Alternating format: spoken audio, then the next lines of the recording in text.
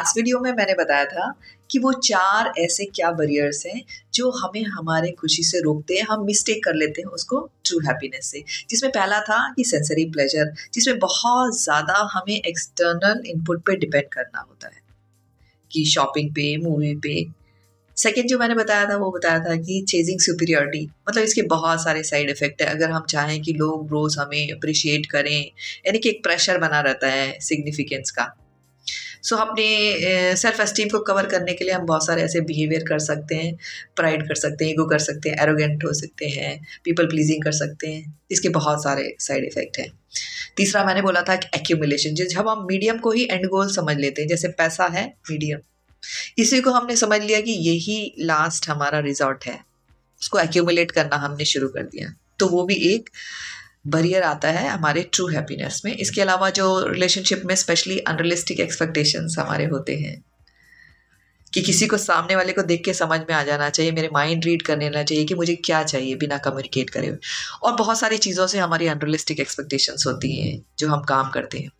तो ये सारे चीज़ें मिल के एक बैरियर क्रिएट करते हैं हमारे सस्टेन और ट्रू हैप्पीनेस में। सो आज मैं बताऊंगी कि ऐसे वो क्या 6 एलिमेंट हैं जिसको अगर हम समझ जाएं तो हमारे रास्ते खुल जाते हैं ट्रू हैप्पीनेस के। सो पहला उसमें है ऑटोनॉमी। ऑटोनॉमी क्या होता है? इसका मतलब होता है फ्रीडम। फ्रीडम कोई जेल से फ्रीडम नहीं, या फ्रीडम ऑफ चॉइस नहीं कि मुझे जो करना है मैं वही करूंगी, मेरी मर्जी। इसका मतलब होता है कि जो भी हमें जजमेंट मिल रहा है, क्रिटिसिज्म मिल रहा है, ओपिनियन मिल रहा है, जो हम खुद को अपने आप को कर रहे हैं, जो दूसरों को कर रहे हैं, दूसरे जो हमें कर रहे हैं, उस फ्रीक्वेंसी से फ्री होना, उस जजमेंट से, उस ओपिनियन से, उस क्रिटिसिज्म से अपने आप को फ्री कर देना। जैसे किसी ने आपको कहा कि you are not a good mother, या फिर किसी ने आपको कह दिया कि यू आर अगली, या किसी ने कहा कि ये काम तो तुमसे हो नहीं पाएगा, तब हम बड़ा लो फील करते हैं। तो उस जजमेंट से फ्री होना, कैसे फ्री हो सकते हैं? बहुत एक सिंपल टेक्निक है एनएलपी की, जिसे कहते हैं परसेप्शन इज प्रोजेक्शन। इसका क्या मतलब होता है?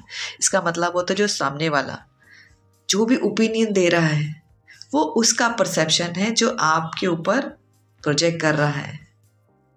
इसका मतलब उसने जो भी इंफॉर्मेशन को लिया है, उसको जो प्रोसेस किया है माइंड में, जो उसकी भाषा बनी है, वो ही आपको बोल रहा है। हम सब अपने अपने एनवायरनमेंट से जो है इंफॉर्मेशन लेते हैं, फिर उसको ब्रेन में प्रोसेस करते हैं और उसको डिफरेंटली प्रोजेक्ट करते हैं। जैसे एग्जाम्पल, अगर मैं 10 लोगों से पूछूं कि लाइफ का मीनिंग क्या है, एक कहेगा लाइफ इज अ ड्रीम, एक कहेगा लाइफ इज रियलिटी, एक कहेगा लाइफ इज इल्यूजन, एक कहेगा लाइफ इज ब्यूटीफुल, एक कहेगा life is hard. 10 different opinion. तो कौन सा ओपिनियन हम सही मानेंगे? जिसने जैसा प्रोसेस किया है वो वैसा ही परसीव करेगा, वैसा प्रोजेक्ट करेगा। बहुत ही सिंपल है। अगर हम इसको समझ जाते हैं इस कि ये ओपिनियन हो सकता है किसी का, उससे अपने आप को जज ना करें। अपने आप को भी हम कई बार जज करते हैं कि तू तो, तेरे से तो होगा नहीं, तू तो इसको ट्राई ही मत कर, तूने तो बहुत बार ट्राई किया फिर भी तेरे से होता नहीं है, तू किसी लायक नहीं है। तो ये सबसे फ्री होने के लिए हमें ज़रूरी है ऑटोनॉमी को समझना। जो सेकेंड है वो है सेल्फ एक्सेप्टेंस। हम अपनी स्ट्रेंथ को तो एक्सेप्ट करते हैं।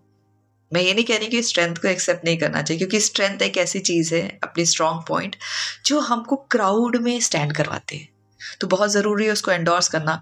लेकिन हमारे जो वनरेबिलिटीज़ हैं, जो वीकनेसेस हैं, जिस पे हमें इम्प्रूवमेंट की ज़रूरत है, वो भी तो हमारे ही हैं, वो भी तो हमारे अंदर से आ रहे हैं। जब हमें गुस्सा आता है, नेगेटिव इमोशंस आते हैं, रोना आता है, तो वो कौन है? वो हम ही तो हैं। पर हम कहते हैं नहीं नहीं, ये तो हम हैं नहीं। तो सिंपल सा एक काम करना है, अपने दिल पे हाथ रखना है और कह देना it's okay to make mistakes. क्या हुआ अगर मिस्टेक कर ली? मिस्टेक तो ह्यूमन, इंसान ही सीखता ही है मिस्टेक से। जब भगवान माफ कर देता है तो हमको नहीं होते अपने आप को माफ करने के लिए। So all is well and it's okay. to do mistakes is fine. जो तीसरा है वो है लाइफ का कोई मीनिंग होना। जब हमारी लाइफ का कोई मीनिंग होता है तो लाइफ में मजा आता है, ट्रू हैप्पीनेस आती है। जब हम कोई भी एक हॉबी परस्यू करते हैं अपनी, या मैंने कोई किताब लिखी जिससे मुझे टाइम का पता ही नहीं चला, बड़ा मजा आया उसमें, मैं डूब गई। ऐसी चीज में हम डूब जाएं और हमें पता ही नहीं चले टाइम का कि कब कितने दिन बीत गए, ना खाने का होश ना पीने का होश। ये चीजें जो है बियॉन्ड फैमिली नीड्स के ऊपर होती है। बेसिक नीड्स जो हमारी होती हैं इससे ऊपर होनी चाहिए। तो हमें समझ में आता है कि लाइफ का एक मीनिंग है, तो हमें अंदर से एक खुशी मिलती है।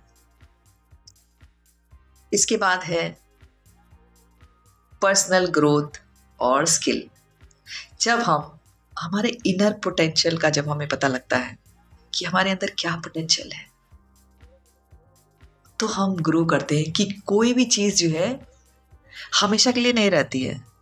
जो हमारे इंस्ट्रूमेंट हमें बॉडी में मिले हैं, चाहे वो हमारा माइंड हो, चाहे हार्ट हो, चाहे बॉडी हो, चाहे सेंसेस हो, उसको अगर हम ग्रो नहीं करेंगे तो वो ऐसे ही नहीं रहेगी, डीजेनरेट हो जाएगी।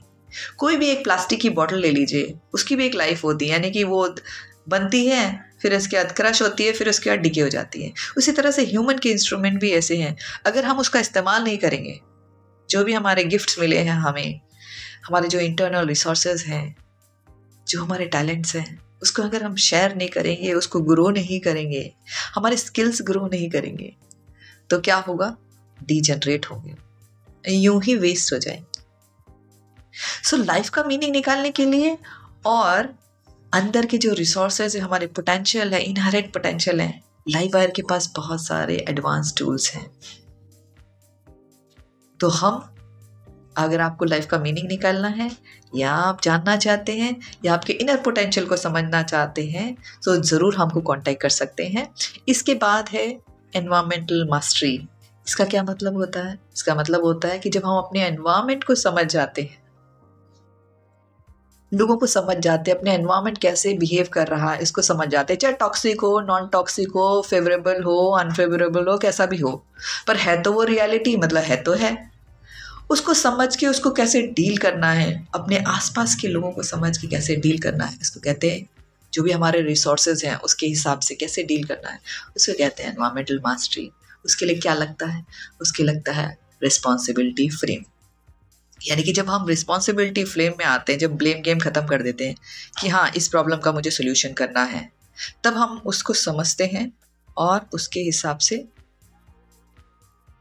स्ट्रैटेजी बना के उससे डील करते हैं। जो लास्ट है वो है बहुत ही important, healthy and positive relationship. जब हम हमारे जो रिलेशनशिप्स होते हैं, जब हमारी वाइब्स मैच करती हैं, ट्राइब्स मैच करते हैं, जब हम हक करते हैं, जब हम रिलेशनशिप बनाते हैं, चाहे वो पेट के साथ हो, चाहे बच्चों के साथ हो, चाहे पार्टनर के साथ हो, फ्रेंड के साथ हो, तो एक केमिकल रिलीज होता है जिसको कहते हैं ऑक्सीटोसिन। ये एक लव हार्मोन है जो कि बहुत अच्छा फील कराता है। तो जब हमारे हेल्दी और पॉजिटिव रिलेशनशिप होते हैं, जब दोनों ही ग्रोथ में इन्वॉल्व होते हैं, दोनों सारे पार्टीज जो इन्वॉल्व हैं, तो एक सस्टेनेबल हैप्पीनेस आती है। तो बहुत ज़रूरी है ये पूरे 6 एलिमेंट्स को समझना। अगर हम समझ जाते हैं तो हमारे अंदर एक ट्रू हैप्पीनेस की शुरुआत हो जाती है।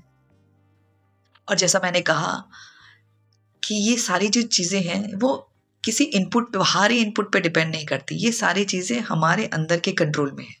सो अगर आप अपने अंदर के कंट्रोल को सीखना चाहते हैं कि इनर लीडरशिप कैसे करें, जो अंदर जो क्रिटिक्स और ये सारी चीज़ें आपस में कॉन्फ्लिक्ट करते रहते हैं, एनर्जीज कॉन्फ्लिक्ट करती रहती हैं, लाइफ का मीनिंग कैसे निकालें, इंटरनल रिसोर्सेज कैसे निकालें, ये बिलीव्स कैसे पे वर्क करें, जो इमोशंस हैं इस पे कैसे वर्क करें, कैसे रिसोर्सफुल स्टेट में रहें, ये सब हम हेल्प करते हैं। तो अगर आपको किसी भी तरह की कोई हीलिंग चाहिए, किसी तरह की कोई काउंसलिंग चाहिए, तो हमें ज़रूर कांटेक्ट करें। अगर आपको इस पूरे एपिसोड से कोई वैल्यू मिली है, सो प्लीज़ इसको फॉलो ज़रूर करें, क्योंकि ये हमारी बहुत हेल्प करता है। Thank you so much and I wish you lot of happiness. and keep smiling. Thank you so much.